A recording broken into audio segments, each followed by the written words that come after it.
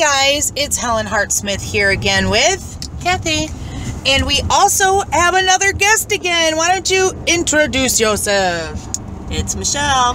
Welcome back. And hey, this is episode 310 of the Heart of the Witch's Path podcast. I hope everybody's doing great. We're Doing well. doing well. So,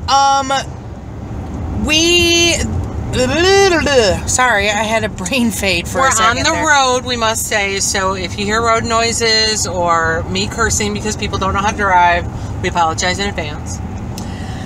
So we thought that we would do a podcast about pagans vacationing. And so that is going to be the topic for this podcast. But before that, We got business. we got business. And what is that business? It's there. time for the correspondence of the week. That might have been a little low, but that's all right. So, Michelle, why don't you tell us what this week's correspondence is? It is yellow jasper. Yellow jasper. This is a new thing on my wish list because after seeing what it's good for, I feel like I need it. So, why don't you share with us some correspondence work for the yellow jasper? Well, I primarily use it for a travel stone. And when I say travel, I mean physical travel. I initially looked it up. My husband travels to China and Germany regularly for work, and I wanted to send him a little travel sachet of goodies to help protect him. And that is always the primary stone that I send with him. Yeah. You know, along with like a clear quartz and your typical obsidian or tourmaline or something like that. But doing the research on yellow jasper, it's also good for, it will increase your confidence in social situations. Which is good when you travel. It says / it can shield you from being a target of gossip. That might be a good, Also good when you travel. It inspires you to get work done / keeps you moving along your life path. And that's what really intrigued me. Yes. And because it's yellow, it's associated with the sun and will give you a boost of positive energy. Which is always good. Right. So good overall stone, but definitely a good travel stone. Right. Definitely some good stuff going on there. So so that's kind of cool. And it's pretty much it's a yellow stone, right? I mean, it's like a mustardy yellow. It's not like bright sunshine yellow. I would say like a golden yellow. Yeah, I'm going to have to definitely look for that. So, alrighty, that is our correspondence of the week. I made up for the lack of sound effect. That's okay. We'll train you good, Michelle. You're good. I'm working on it. Yeah. Alright, so pagans vacationing. I think the kind of thought process behind having this as a subject matter that we discussed for a podcast really stems from, what we're heading home from right now, which has been our weekend away. So it's going to be a few weeks before our listeners hear this. But anyhow, I thought that we would start by talking about what do you do as a pagan to prepare to go on vacation? Why don't we start there? Well, go ahead, Michelle. I was going to say, I'm still working on building mine, but something that I think most of the girls carry is a travel altar. Mm-hmm. And Right. And I always carry my travel stones and a plethora of other ones. Sometimes I say I need this one, and then sometimes I say, the universe tells me I need this one. Have we done a podcast on our travel altars? I don't know that we have. I would have to actually go back and look. Maybe we should do a video of our travel altars. Okay, if you want to see a video of what's in our travel altars, let us know. We can do yours if you want to. Okay, that's Yeah, fine. you have a very nice one. My supernatural handbag. Yes. So, So if you want us to do that, let us know. So it's not always, like when I travel with my husband, I don't take it because he's not pagan and has no interest. So I don't always take it when I'm with him, but I do when it's us girls. Okay. I don't know that pagans traveling is any really different than anyone else traveling. I think we have a lot of common interest. I mean, I can't say, oh, we went to a park and this and that and appreciated nature any more than anyone else does. True, but we did some things that other people... Okay, so let's save that for a little bit later. So one thing that I do when we travel, or what I've prepared for travel, is I have a piece of paper that has a number of symbols and bind runes that are good for travel. That I actually think I made my husband put it in his wallet because he goes to Detroit, or he used to go to Detroit all the time for work. So it was runes and symbols for safe travel to carry with him. We also have made car protection sachets to keep in the car to help keep the vehicle and the passenger safe. Talk about the Meyer experience. Oh my God, yeah. So I'm so glad my husband doesn't listen to this stuff. So we went to Meyer on the way up to the house that we stayed at, and my car has an automatic closing hatch. So you push a button and the hatch closes. Well, if there's something in the way, the hatch just opens back up. And we didn't realize that a bag had fallen and had prevented the hatch from closing, and we just walked away. And when we came out, I don't know, a half hour, 45 minutes later, the hatch was open and had been open the entire time that we were in Meyer. And of course we were packed for going up north, so there was everything we had in the back of the car, and it had not been touched. So I feel that was in part due to the safe travel sachet that we have in the car. Yeah, another thing that you can do too is, and something that I do just about every time I get in a car, so it wouldn't be any different if I was traveling versus going to work or whatever, I always do a circle of blue light protection around my vehicle. So that's definitely something that you could think about doing if you were traveling via car. And if you were comfortable, you could do it, in a plane or, boat, train, some other larger vehicle. I do that as well, but for some reason my bubble is orange. That's just the way it whatever feels. color. Yep, it's whatever color works for you. So definitely. And then I pretty much always take my travel altar as well with me, and I try to make sure that I'm stocked with, and I totally blew it this time. I try to make sure that I've got stocked with me things to use as an offering.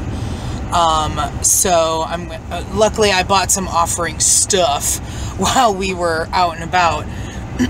But so yeah, those are some pretty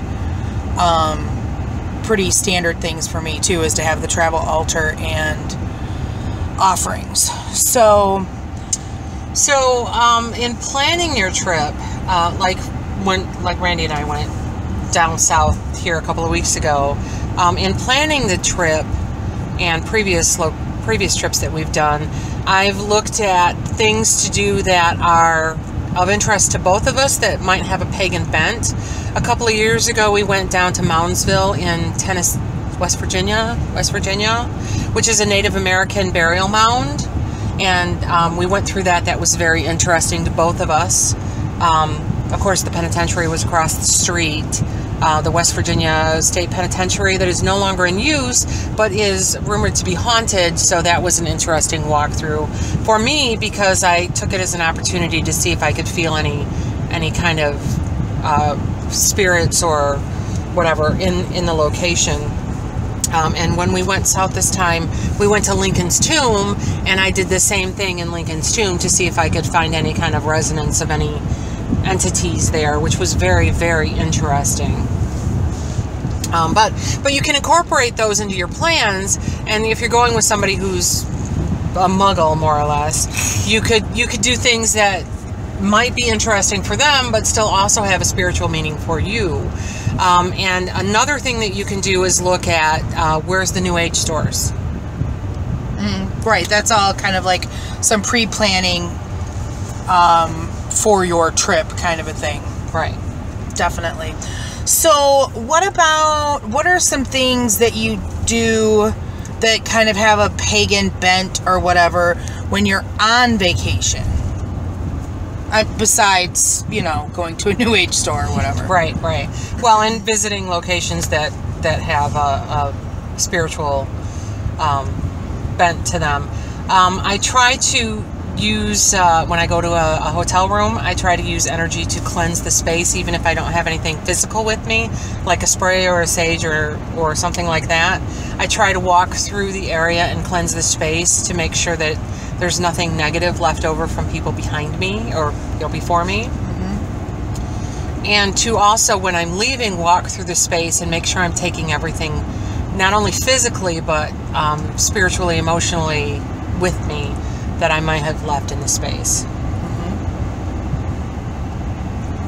That's an interesting thought, to take your spiritual baggage with you as well as your physical baggage. That's something I had not considered. We cleanse everyone else's, but why would we want to leave ours behind? Right. Mm-hmm. Right.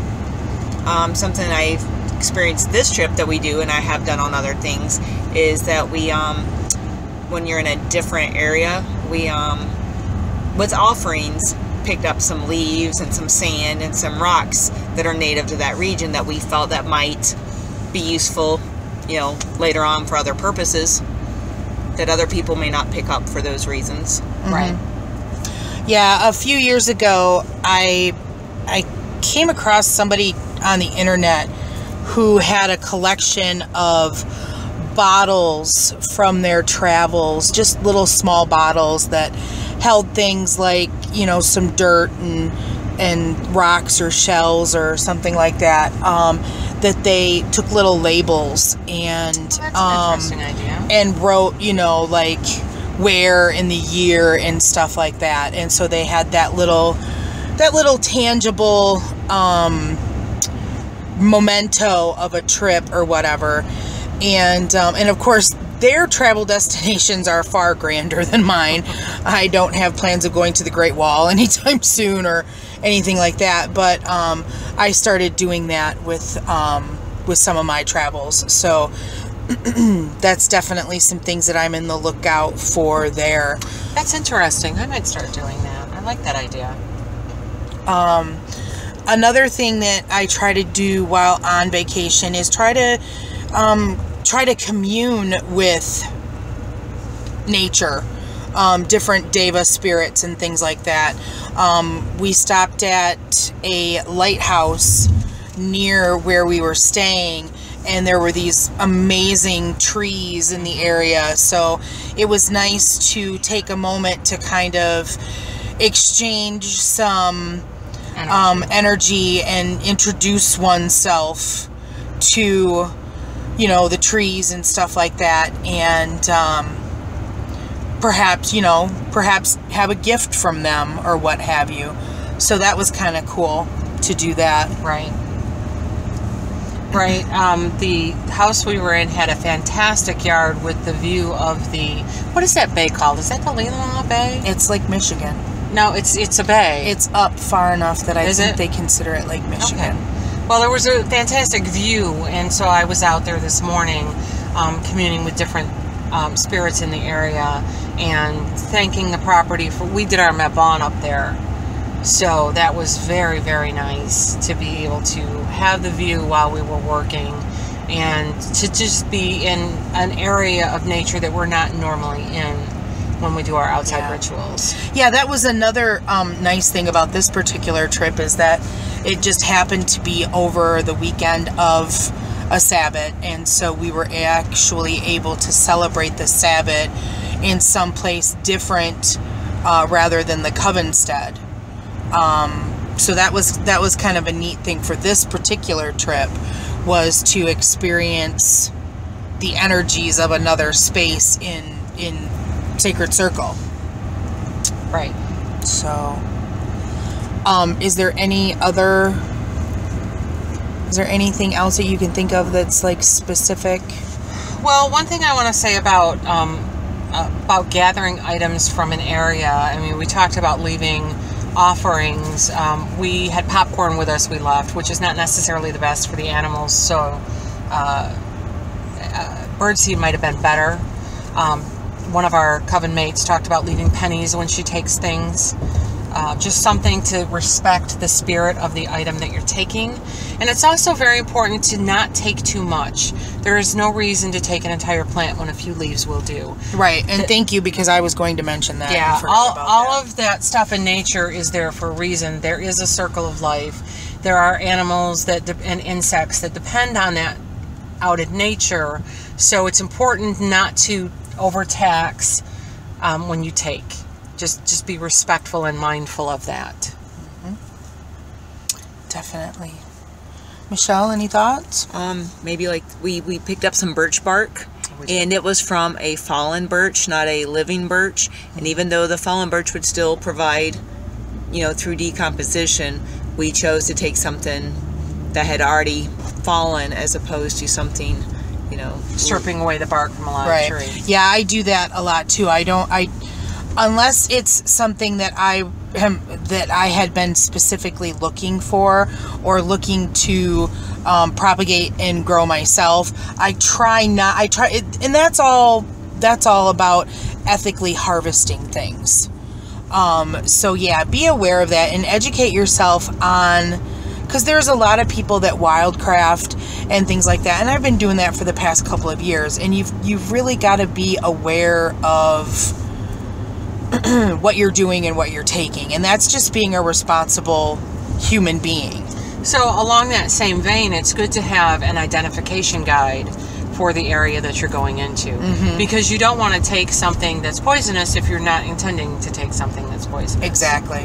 Yeah, and there's lots of good guides out there, and there's some stuff specifically for Michigan that I know is out there. I know, Kathy, you picked up I did. The Wildflower book that I bought earlier this year and was really loving. Yeah. And I actually picked up the same gentleman's bird book. And so I'd like to get into it a little bit and use it a little bit. And if you're interested in a review on that book, that could be something definitely to look at in the future. And I'm sure other areas, other states will have guides along the same lines. And you might be able to find something like that at like rest areas or something like that. There's, a lot of good information that can be had from rest areas.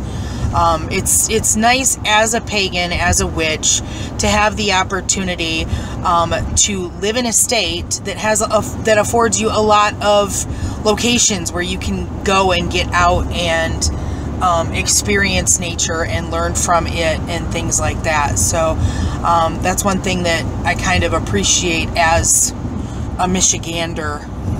Yeah, because it's really a pretty big state comparatively, and we do have a wide variety from beaches to cities, and up north is got way different climate in the wintertime. It's really a good state to live in general, and I appreciate living here. Definitely. So how much time do we have? We're at about 20 minutes. Okay, so I feel like we should say something about safety while traveling. It's important when you're out. I mean, yes, you can rely on stones and sachets and magical bubble protection shields, but it's also important to pay attention to the real world that's around you. Don't go into a neighborhood that doesn't look safe. If you feel like you're in danger, get out of that situation. You can have all the protection magic on your car that is out there, but if you don't take the time to drive safely, you're still going to get an accident. You have to do the real world stuff too. Or like this morning, you wanted to walk and you woke me up so that you had a buddy, as opposed to like leaving yourself vulnerable as a single person, not knowing where you were going. Yeah, because I really wanted to go for a walk, but I really didn't want to go myself. I mean, I could have, and I probably would have been safe, but nobody would have known where I had gone.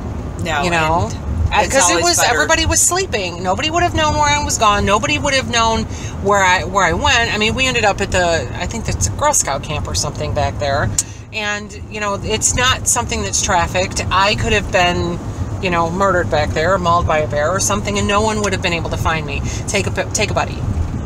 Leave detailed instructions about where you're going. Be safe. And if you can and have service, take a cell phone. Oh yeah, absolutely. Or, I mean, I'm a witch. I love my magic, but a pocket knife never hurts anybody either. Right. Yeah. Because you could use that to, you know, maybe harvest some things or whatever. So on that line, multitasking. You know, we talked about the offerings, but we didn't talk about things to collect with. So a pair of scissors or shears, or we had Ziploc a knife. bags. Yep, Ziploc bags or cloth bags to keep stuff in. Because if or you're even just a basket. Or a basket, right. Or little jars to take sand, or we used a water bottle to get water from Lake Michigan. I have taken water bottles and gotten sand from Lake Michigan beaches, boxes for rocks. I mean, there's any number of things that you can take with you. Definitely. So be prepared. Yes. Definitely. Yes. Alrighty then. Well, I think that's going to wrap it up for this episode, right? Can you think of anything else you want to say about? Make sure your tank is full and you have plenty of money. Take those credit cards. Yeah, I think. Yep, that goes. Yeah. I mean, that all kind of goes hand in hand. Yeah. Yes. Yeah, I mean, that's your standard travel stuff. So we're kind of, I mean, a lot of this stuff is common sense. But we hope that we've given you some ideas about magical things that you can do or take or bring with you. Right. And you can do all the planning in the world and forget about things.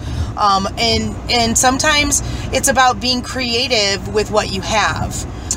You know, we stopped at a beach, and in order to collect some sand, I had to take a stone out of a little baggie that I'd gotten from the shopping that we'd done that day. So it's about, you know, it's about having the experience. Yeah, You shouldn't necessarily have to have an extra bag that has all of your harvesting stuff in it. Although it's not bad if you want to do that. I mean, if you've got the space for it, then that's cool. Right, but if you forget it, you know, and you don't always have to take things that you see, you know, take pictures. Pictures are worth 1,000 words, you know. It's the journey. Enjoy and experience and just be. Right. Well, that sounds like a really great ending note, so to speak. So we're gonna wrap it up then. So thanks for listening. If you enjoyed this or learned something from it, please give us a thumbs up, and if you haven't done so already, please hit subscribe. We love to have you come back and listen to all of our podcasts and videos and things like that. If you think of something that hasn't been brought up in this episode, feel free to leave a comment. What are some things that you do if you're pagan and in preparing for going on vacation or while on vacation or what have you? What are some specific special things that you might do? Either leave a comment, or if you're more comfortable, you can definitely drop us an email at heartofthewitchespath@yahoo.com. Don't forget the Instagram account. We also have an Instagram account at Heart of the Witch's Path. And also we want to continue to suggest to all of the listeners out there that if you have questions for us, feel free to leave a comment or drop an email, and we will try to answer them in the best way we can. So that is going to be it for us this time. Thanks for listening and for walking the path for a little while with us. And until next time, blessed be.